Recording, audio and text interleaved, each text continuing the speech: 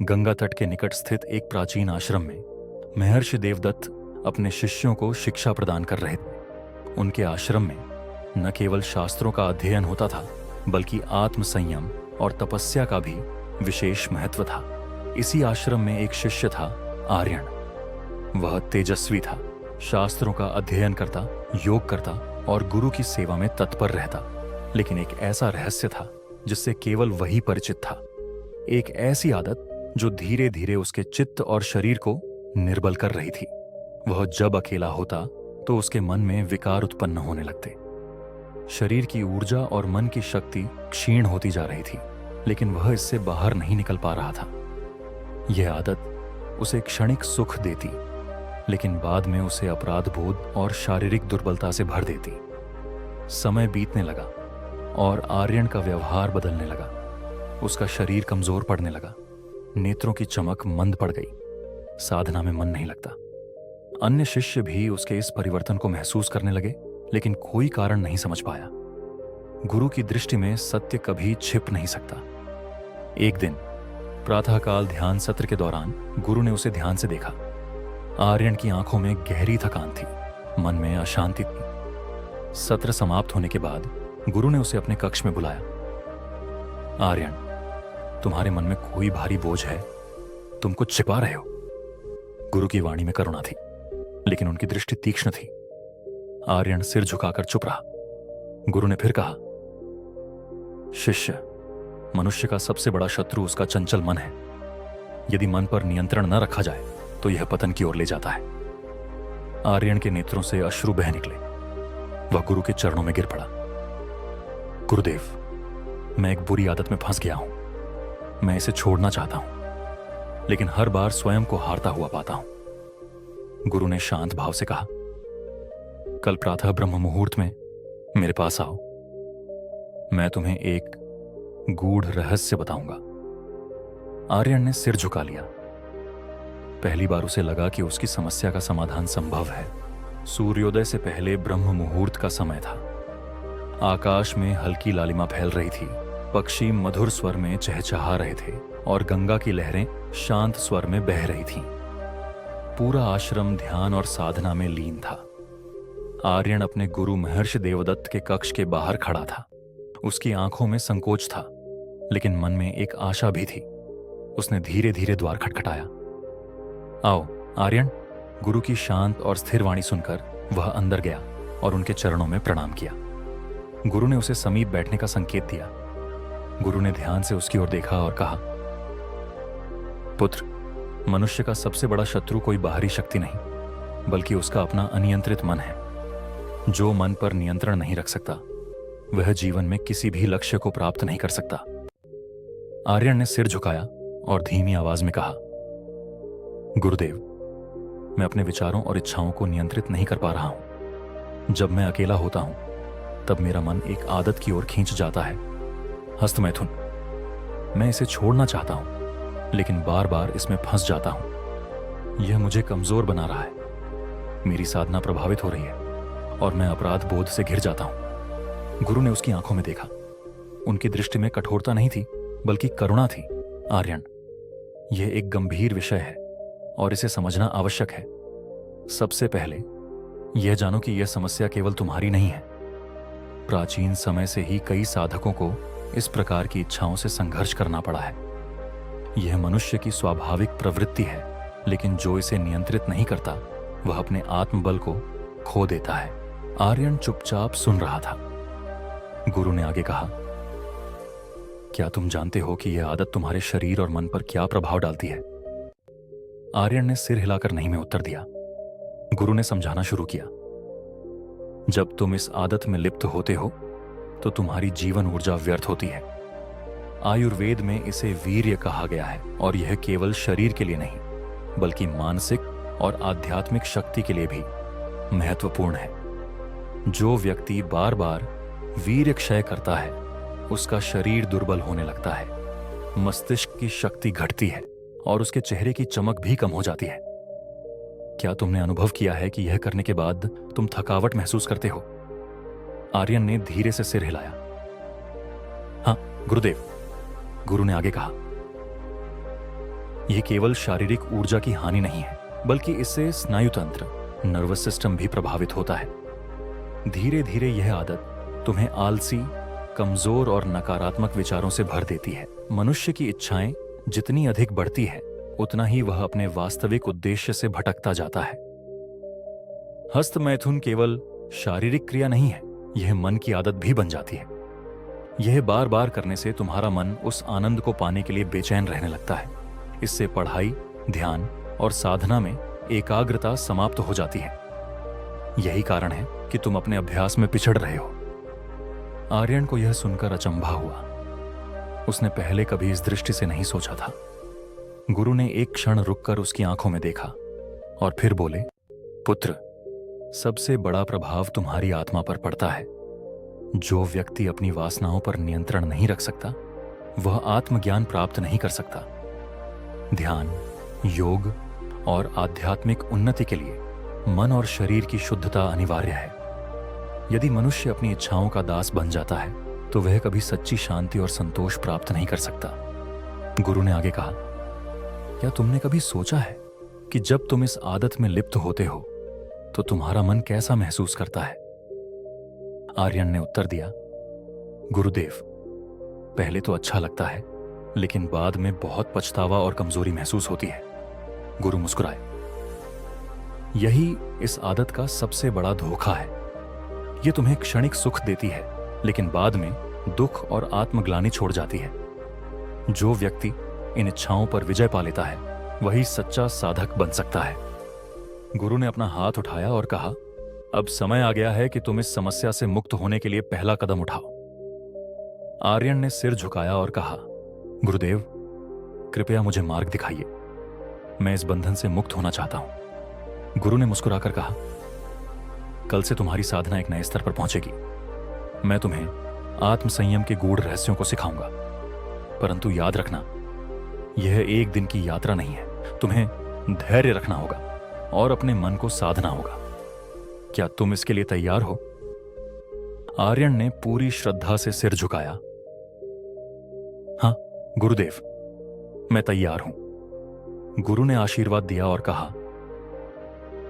तो अब तुम्हारी असली यात्रा शुरू होती है। रात बीत चुकी थी। ब्रह्म मुहूर्त में संपूर्ण आश्रम में एक पवित्र शांति थी। गंगा की लहरें मंद गति से प्रवाहित हो रही थीं और योग साधक अपने अभ्यास में लीन थे। आर्यन ने गुरु के आदेशानुसार सूर्योदय से पहले उठकर स्नान किया और ध्यान के लिए गुरु देवदत्त के पास पहुंचा। गुरु ने उसकी ओर देखा और कहा, आज से तुम्हारी साधना की नई यात्रा आरंभ होती है, परंतु इससे पहले तुम्हें यह समझना होगा कि तुम्हारा सबसे बड़ा शत्रु कौन है। आर्यन ने प्रश्नवाचक दृष्टि से देखा। गुरुदेव, मेरा शत्रु कौन है? गुरु मुस्कुराए और बोले, तुम्हारा अपना चंचल मन। गुरु ने एक छोटे दीपक की ओर संकेत किया जो मंद प्रकाश फैला रहा था। देखो इस दीपक को। जब तक यह स्थिर जलता है, तब तक यह प्रकाश देता है, परंतु यदि हवा का झोंका इसे हिलाने लगे तो यह बुझ सकता है। तुम्हारा मन भी इसी प्रकार है। जब यह स्थिर और नियंत्रित होता है, तब यह प्रकाशमान रहता है, परंतु जब यह वासनाओं की हवा में बह जाता है, तब यह अपने वास्तविक प्रकाश को खो देता है। आर्यन ध्यान से सुन रहा था। गुरु आगे बोले, मनुष्य का मन वासनाओं की ओर क्यों आकर्षित होता है? इसका कारण यह है कि मन हमेशा आनंद की खोज में रहता है। जब मनुष्य को सच्चा आध्यात्मिक आनंद नहीं मिलता, तो वह तुच्छ सुखों की ओर भागता है। हस्त मैथुन भी ऐसा ही एक तुच्छ सुख है जो क्षणिक आनंद देता है, लेकिन दीर्घकालिक नुकसान पहुंचाता है। गुरु ने आगे कहा, क्या तुमने अनुभव किया है कि जब तुम इस आदत में पड़ते हो, तब तुम्हारा मन और अधिक इसकी मांग करने लगता है? आर्यन ने सिर हिलाया। हाँ गुरुदेव। गुरु बोले, यही वासना का प्रभाव है। यह एक अग्नि की भांति है।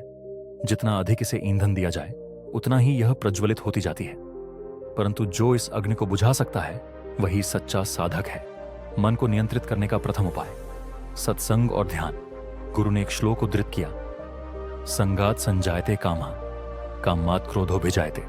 संसार के विषयों में संगति करने से वासना उत्पन्न होती है और वासना से क्रोध और अन्य विकार उत्पन्न होते हैं।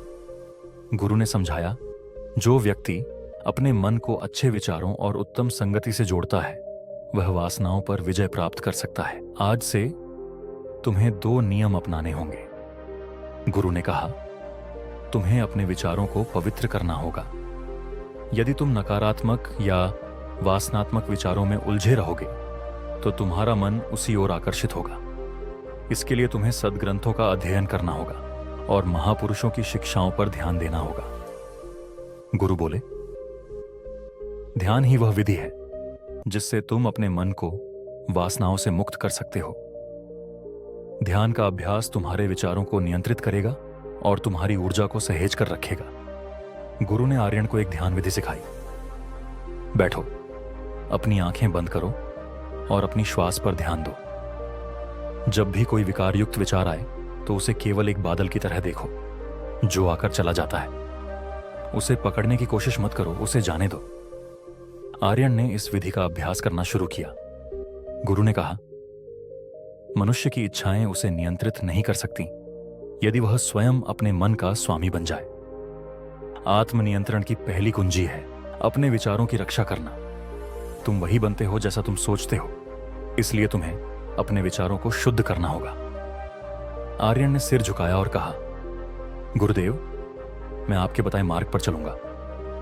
गुरु ने मुस्कुराकर कहा, अच्छा, कल मैं तुम्हें एक और महत्वपूर्ण रहस्य बताऊंगा जिससे तुम्हें अपनी इच्छाओं को नियंत्रित करने में सहायता मिलेगी। आर्यन ने गुरु के चरणों में प्रणाम किया। आज पहली बार उसे लगा कि वह अपने विचारों और इच्छाओं को नियंत्रित कर सकता है। संध्या का समय था। सूर्य धीरे धीरे अस्त हो रहा था और आकाश में सुनहरी आभा फैल रही थी। आश्रम के शिष्य दिन भर की साधना के बाद विश्राम की तैयारी कर रहे थे, लेकिन आर्यन का मन अभी भी अपने गुरु की बातों में उलझा हुआ था। वह अब समझने लगा था कि मन का नियंत्रण ही आत्मसंयम की पहली कुंजी है। उसी समय गुरु देवदत्त कक्ष में आए और आर्यन को अपने पास बैठने का संकेत दिया।